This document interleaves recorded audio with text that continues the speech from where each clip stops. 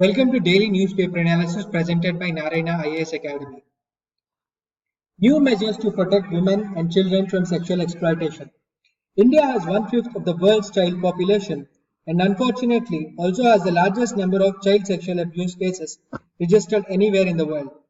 According to government figures, a child is sexually abused in India in every 15 minutes. Further, the recent spate of rape abuse in many states is on the rise, and the trend of recording these ghastly videos and sharing them on internet is increasing. Further, these videos are being used to blackmail women for financial and sexual favors or just to stop them from filing police complaint. To control these crimes, government has come up with Cybercrime Prevention Against Women and Children portal. This portal will receive complaints from citizens on objectionable online content related to child pornography, child sexual abuse material, and sexually explicit material such as rape and gang rape and other porn videos. This portal is convenient and user-friendly and will enable complaints in reporting cases without disclosing their identity. This will aid civil society organizations, NGOs, and other responsible citizens who are working towards protection of women and children. The portal will be extremely helpful to the law enforcement agencies, especially where offenders migrate to different states. Finally, the portal will operationalize Section 79(b)(3) of IT Act, which will be used to proactively identify objectionable content and take up with the intermediaries for the removal of the objectionable material without disturbing the proof of who did it.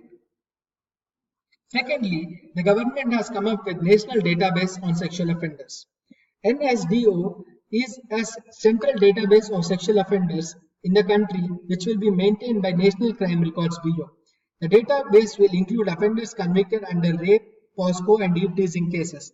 At present, it contains 4.4 lakh entries. This will be accessible only to police agencies. The other measures taken by the Ministry of Home Affairs are creation of modern forensic facilities to improve investigation, creation of Women Safety Division in the Ministry of Home Affairs, and launching of safe city projects for women safety. The field level challenges have to be overcome by the police at the ground level to ensure speedy justice to the victims. Utilization of potential of the two portals and updating the database regularly will ensure greater effectiveness of this program. Atal Bimat Vyakti Kalyan Yojana. Employment opportunities are increasingly becoming contractual and temporary for a fixed and short-term period. To prevent disturbance to personal life in this interim period before a person finds employment again, the Ministry of Labour and Employment has launched Atal Bimat Vyakti Yojana. It aims to financially support those who lost their jobs or rendered jobless for whatsoever reasons due to change in employment pattern. Its beneficiaries will be insured persons covered under Employment State Insurance Act 1948 for a period of 2 years continuously. Under the scheme, the relief will be payable in cash directly to direct bank account of the insured person in case of unemployment. This financial assistance will be given to insured person even while they search for new engagement. The beneficiaries insured will be paid money from their own contribution towards the ESI scheme while they were employed. Under the scheme, the workers will be able to draw 47% of their total contribution towards ESIC after remaining unemployed for at least 3 months from the date of leaving their previous job. They can choose to receive the cash in one go or in installments. This scheme is applicable to all factories and establishments employing at least 10 workers. About ESI. ESI is self-financing social security and health insurance scheme for Indian workers. It is an autonomous corporation by statutory creation under Ministry of Labour and Employment, Government of India. It is managed by Employees State Insurance Corporation according to the rules and regulations stipulated there in the ESI Act 1948. China-Pakistan Economic Corridor. The China-Pakistan Economic Corridor is a 62 billion connectivity project envisioned to stretch from the western Chinese city of Kashgar to Pakistan's Arabian seaport of Gwadar, located near Iran and Persian Gulf shipping lines. This is a major component of BRI initiative of China. If you look at this map, here is the Kashgar, which is the western Chinese city. From this, the road will pass through Karakoram ranges and before entering Pakistan occupied Kashmir in the region of Gilgit-Baltistan. From there, it passes southwards towards the Pakistan and enters Balochistan region and finally ending in Gwadar port. In just to the left of Gwadar port is Chabahar port, which is being Iranian port managed by India. The strategic location of the Gwadar port is because of its proximity to the shipping lanes which pass from the Gulf towards the Pacific Ocean and towards the Mediterranean Sea. The 3,000-kilometer long China-Pakistan economic corridor consists of highways, railways, pipelines, and it is the latest intent in India-China relations. The project is financed by China through its giant banks such as Exim Bank of China, China Development Bank, and the Industrial and Commercial Bank of China. This is in line with China's debt diplomacy policy. What are the Indian concerns? Many experts are not in favor of India supporting CPEC. This is so because any Indian participation would inextricably be linked to countries' legitimate claims on POK. CPEC rests on a Chinese plan to secure and shorten its supply lines through Gwadar with an enhanced presence in the Indian Ocean. And hence it is widely believed that upon the creation of CPEC, an extensive Chinese presence will undermine India's influence on Indian Ocean. It is also been contended that if CPEC were to successfully transform the Pakistan economy, that could be a red rag for India, which will remain at the receiving end of a wealthier and stronger Pakistan. Besides, India shares a great deal of trust deficit with China and Pakistan and has a history of conflict with both. As a result, even though suggestions to reapproach the project pragmatically have been made, no advocate has overruled the principal strand of contention that continue to mar India's equations with China and Pakistan. In the news, the Pakistan has invited Saudi Arabia to China-Pakistan Economic Corridor as a third strategic partner. The Saudi participation in this mega project will ensure huge investments in Pakistan through this platform. International Atomic Energy Agency, IAEA, known as the world's Atoms of Peace Organization, is a member of United Nations family. The IAEA is the International Center for Cooperation in the field of nuclear energy. Its headquarters is in Vienna, Austria.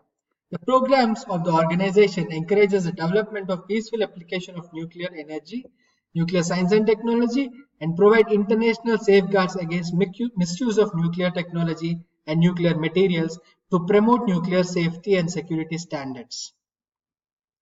The safeguards are set to technical measures applied by the organization on nuclear material and activities, through which the agency seeks to independently verify that nuclear facilities are not being misused.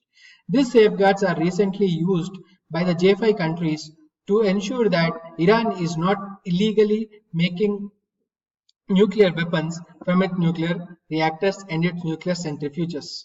The significance of IAEA is that within the world's nuclear non-proliferation regime, its safeguard system functions as a confidence-building measure and as an early warning mechanism that can trigger sets in motion other responses by the international community if and when the need arises. Over the past decade, IAEA safeguards have been strengthened in key areas. In the news, India has decided to place 4 more reactors under IAEA safeguards. Accordingly, 2 Russian-designed powerful light water reactors and 2 pressurized heavy water reactors are being built with Indian technology will become under the IAEA safeguards. With this, a total of 26 Indian nuclear facilities will be under the International Nuclear Energy Watchdog. Prahar missile. DRDO successfully flight tested the indigenously developed surface-to-surface tactical missile Prahar, launched from Integrated Testing Range Balasore, which is on the coast of Odisha. The Prahar, developed by DRDO, is capable of filling the gap between the multi-barrel rocket system Pinaka, which has a range of around 60 kilometers, and medium-range ballistic missile Prithvi, which has a range of around 300 kilometers. It can engage multiple targets in different directions. The Prahar missile has a range of 150 kilometers and a flight altitude of 35 kilometers. If you remember, we have recently discussed Akash missile, which has a flight altitude of 18 kilometers and a range of 35 kilometers. And Akash missile is a surface-to-air missile. The fuel of Prahar missile is a solid-fuel, short-range missile fitted with inertial navigation system. The missile is equipped with state-of-the-art navigation, guidance, and electromechanical detection system with advanced computers on board. It is a quick reaction, all-weather, all-terrain, and highly accurate battlefield support tactical weapon system. National Sport Awards. National Sports Awards are given every year to recognize and reward excellence in sports. Rajiv Gandhi Khel Ratna Award is given for spectacular and most outstanding performance in the field of sports by a sportsperson over a period of 4 years. India's gold medalist in the recent World Weightlifting Championship, Mirabai Chanu, was given Rajiv Gandhi Khel Ratna Award along with Virat Kohli. Arjuna Award is given for consistent, outstanding performance over a period of 4 years, while Dronacharya Award is given for coaches for producing medal winners at prestigious international sports events. Dhyan Chand Award for lifetime contribution to the sports development, and Rashtriya Khel Protsahan Puraskar is given to private and public sectors and individuals who have played a visible role in the area of sports promotion and development. Overall, the top performing university in the inter-university tournaments is given Maulana Abdul Kalam Azad Trophy. Thank you. See you tomorrow.